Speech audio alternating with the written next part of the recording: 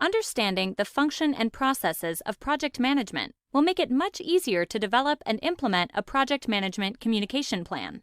Project management is the application of processes, methods, knowledge, skills, and experience to achieve a project's objectives. Creating a project management communication plan takes the major points of project management and applies those points to effective communication. Imagine you have a major luncheon for a group like Habitat for Humanity. You're the chair of a fundraiser.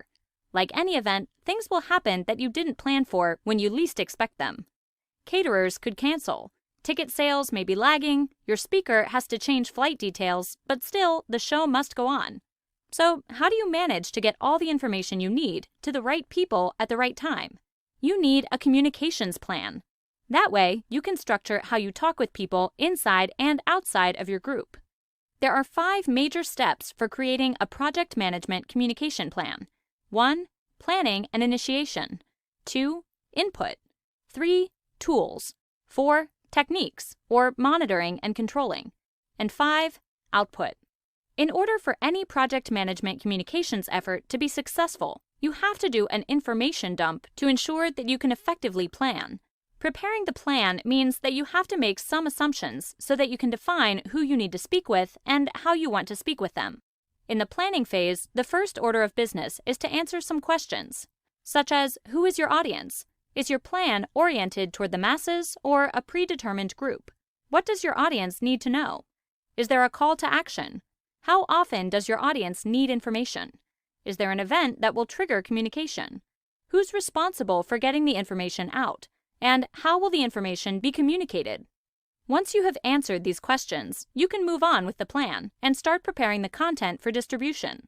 So, now that you know the direction that you'll be taking, you now have to find out what input you'll need to make sure that the information you have is correct and necessary. You have to evaluate your target audience and what they need to know. Once you can define who you're talking to and what they need, you'll be much better prepared for ensuring that you have the best possible information getting to the people who need it most.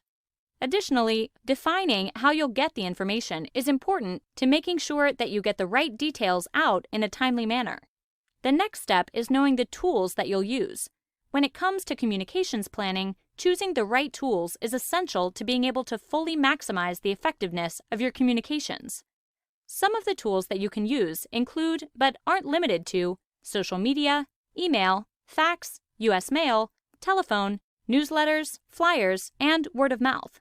Let's say that for your upcoming event, you need to get the word out and get RSVPs back in order to have a head count. If you know that members of your target audience primarily use Facebook, it's probably a better use of resources to create a Facebook invite rather than just sending an email and waiting on a response. This helps you tailor the message in the right voice and to the right people. The next step of the plan is focused on techniques for monitoring and controlling both outgoing and incoming information. You have to make sure that you have processes in place so that the flow of communication continues to be both timely and accurate. Once you have those pieces in place, you can then start to work on output, which refers to exactly what you'll be communicating and specifically how you'll be doing it. Say, for instance, that you need to get about their use of a new surgical technique. The SurveyMonkey platform could make it easier for you and them. However, if you want to inform the community at large about the availability of a scholarship fund, then a combination of social media, a traditional press release, and phone calls may be best. Again, all of these things will be much easier to determine now that you have defined your audience and you have a plan. Having a project management communications plan is a great way to ensure that you're communicating the message that you want to the right target audience.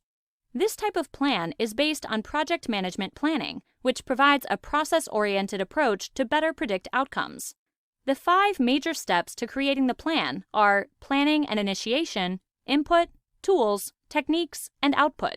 Having this plan in place can make the difference in successful communication for your project.